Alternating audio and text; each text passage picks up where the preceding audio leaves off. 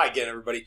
Today we're talking about labor in America. We've spent time talking about factories and consolidation of power and the changing nature of work in America. Today we're going to talk about the people who are doing that work, the workers. So, changes in labor in the 1800s. Since the 1840s, you saw more and more people moving off of farms. Okay? There's a number of reasons for this. Number one, there are different jobs available that people want. Number two, more children are surviving to adulthood. You remember how people used to have 11 kids. Well, lots of people had 11 kids, but they only had 5 of them live to adulthood. Now more of them are living to adulthood. Maybe 7 or 8 of them are living to adulthood.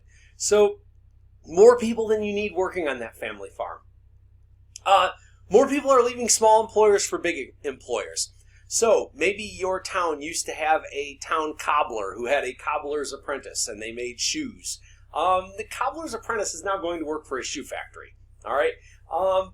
Lots of people are not going to work for people they know anymore, which we talked about when we talked about the rise of industrial capital. The other thing we see is it's not just people from the United States, from rural areas moving to work in larger urban areas. It's also people from overseas. Immigrants are overwhelmingly coming to manufacturing jobs by the time we get to the 1880s and 1890s. And this is really going to shape what factories look like and what cities look like because of this huge immigrant influx. What we call people who are working in factories are wage labor. You are working for a set wage. There is hopefully a contract between you and your employer, and that contract indicates these are the responsibilities of the employee. Employee meets all of these responsibilities. You make whatever it is an hour if you're hourly, whatever it is a year or week if you're salaried. And this is true all the way up and down the spectrum, right? You've got the bosses who are not wage laborers. Bosses do not work for a wage. Bosses make whatever the profits are that come in. In the old days, you had a farmer who basically, makes whatever it is that's the difference between how much everything cost him for the year and how much is left over.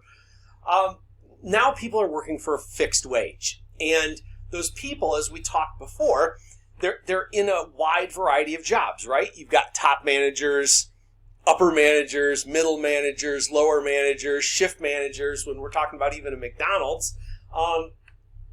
And for people in that managerial level, their standard of living starts to improve. First of all, they're making a little bit more money. All right. Second of all, we've talked about how this industrial revolution is creating lots of new consumer goods. So people can afford to buy a washboard for their house. They can afford to buy a guitar or a piano or something like that that's going to be in their house. Standard of living does increase during this time. But at the same time, the gap between the very wealthiest who own the factory and the very poorest who work in that factory doing the things that make the product that actually goes out to the consumer that makes this guy rich, the gap between the rich and the poor is growing. So, this is where the union movement comes in. Workers, what is a union, first of all? A union is a group of workers who come together as a solid block to negotiate wages and working conditions together rather than separately. Okay?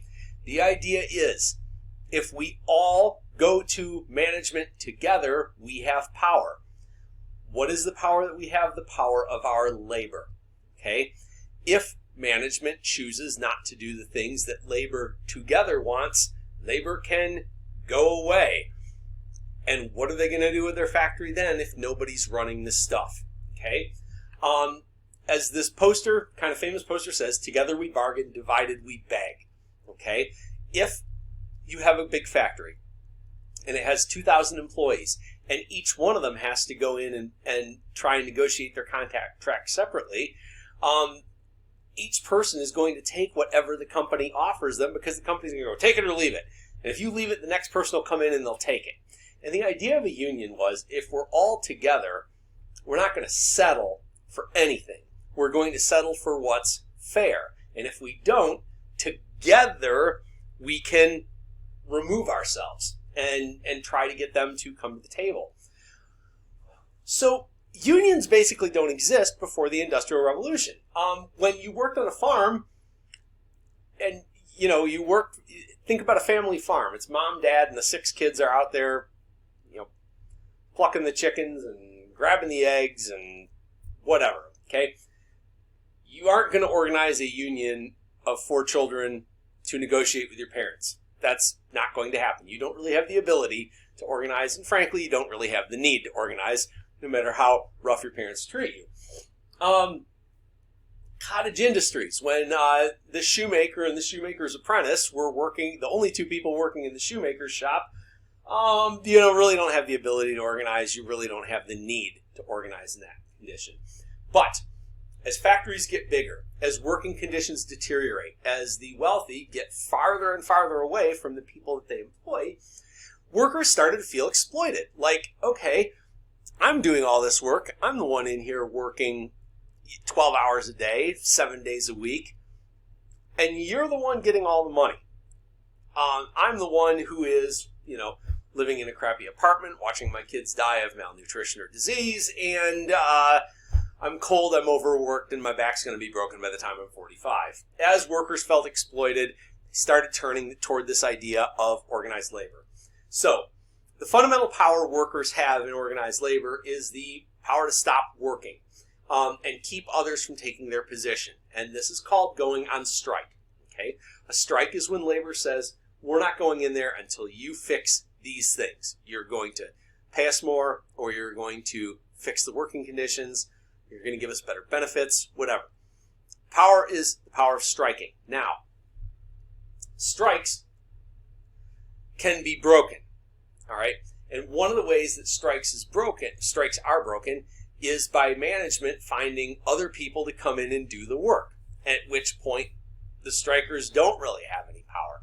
So these strike-breaking workers that get brought in are commonly referred to with the injurious name of scabs. Okay?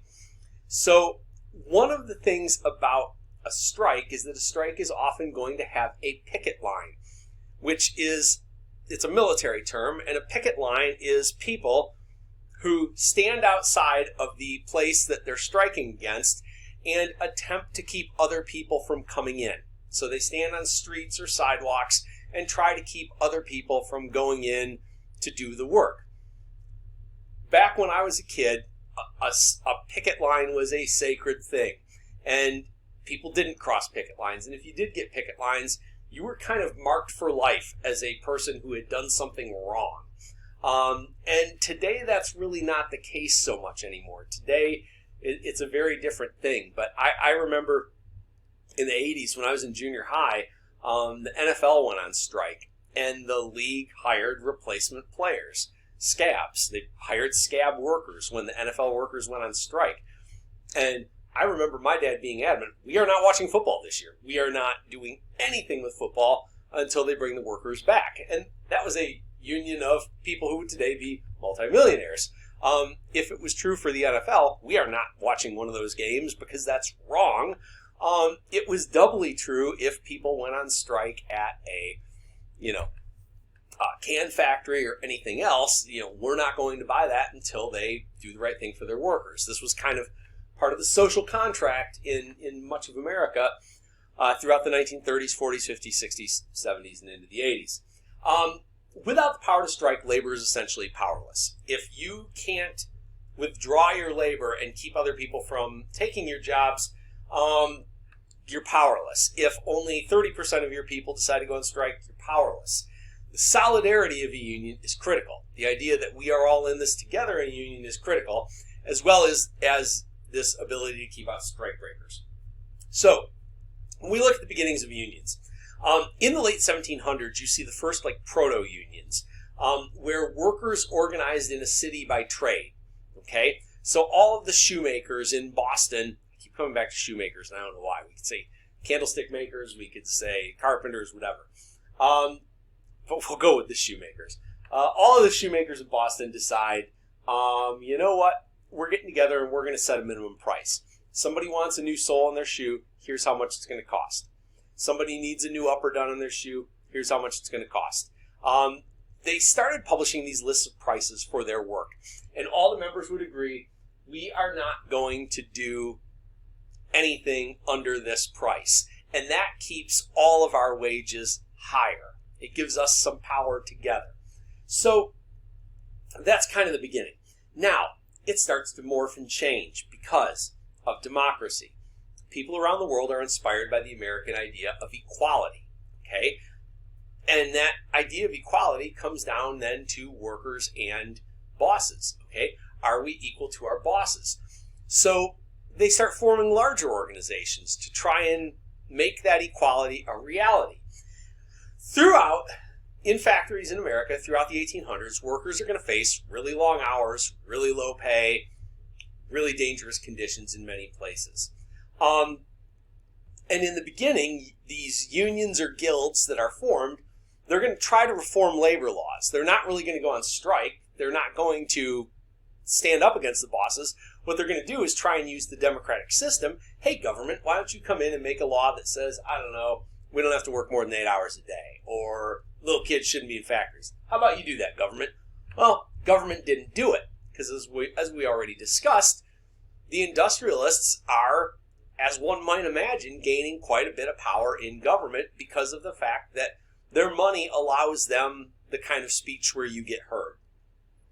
So the first big labor organization in the United States that really takes kind of an oppositional perspective to ownership is called the Knights of Labor. The Knights sought to organize all workers into one big union. So whether you were a copper, a shoemaker, or a carpenter, or a candlestick maker, all of us are going into the same union. You're a meat packer, you're in the same union with the carpenters and the pipe fitters. The Knights grew. Knights of Labor grew across the country. They organized strikes across different industries.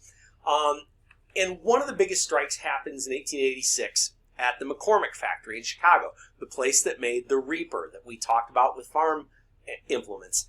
I hope you guys are kind of seeing how all of this comes together. The stuff that's making the farms more productive is the stuff that's made in the factory out of steel. And now that factory has a labor union organizing, and now that labor union is going on strike, and the government's going to react to that. Everything is interconnected here. So there's this big strike against the McCormick factory. And it leads to an evening rally at a place called Haymarket Square in Chicago, which literally was a place where they sold hay in the old days. A group of anarchists, and anarchists are people who believe there should be no government. They're strongly anti-government. They believe, anarchy will rule the day. Imagine the Purge, and that's basically anarchists. A group of anarchists who were not strikers throw a bomb, which is probably what we call today a grenade, into the crowd. The police respond overwhelmingly. Okay, there is basically what we might call a police riot, where the cops just go nuts in beating and harming people all around there. They arrest tons of people. 4 innocent people get executed. 4 people who had nothing to do with the bomb throwing get executed for this. Now, the Knights fade away after that. The Knights of Labor start fading into the background at that point.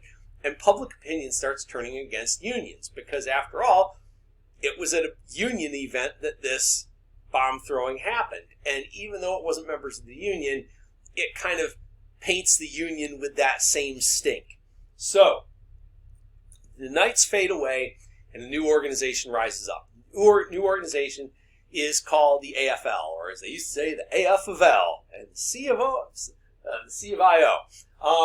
The American Federation of Labor comes together, and it forms after Haymarket. Now, they're not going to be as ambitious as the Knights of Labor. The Knights of Labor thought, we're going to change society completely. We're going to do it through one big union. And the AFL says, all right, well, you know what?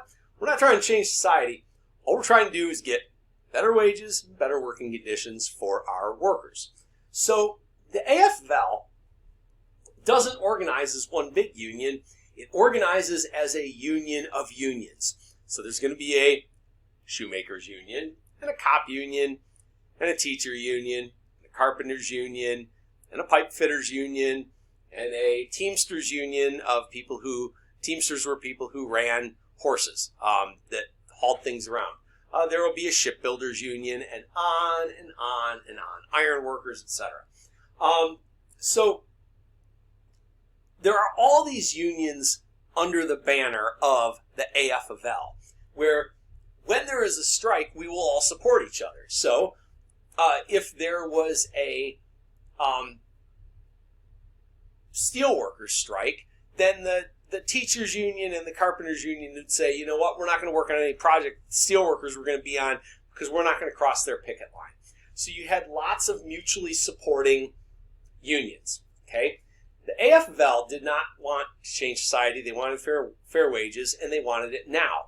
The Knights were willing to work overtime to change society. The AFL said, no, we're going to get better wages and better working conditions right now.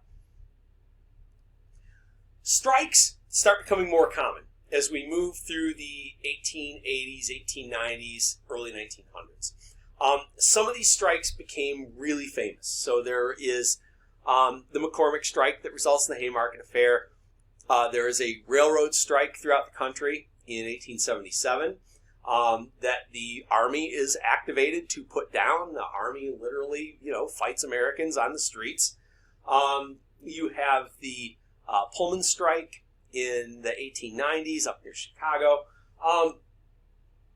Every one of these strikes could be illegal. There was no federal right to strike. And if a mayor or a governor or a president decided that this strike was against the interest of the city, state, or nation, they had the right to break a strike. And the United States government did on multiple occasions. States would activate their National Guard. Cities would activate the police and break up a strike. This is where we're going to leave this story off. What your big takeaways from today ought to be: what is a union?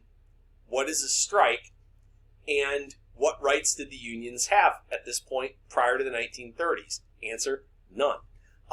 So we're going to understand this as we move into the 1920s and 30s, when the union movement really gets kind of supercharged in the Roaring 20s and then going into the New Deal era. So thanks for sticking with me today, guys. As always, be well.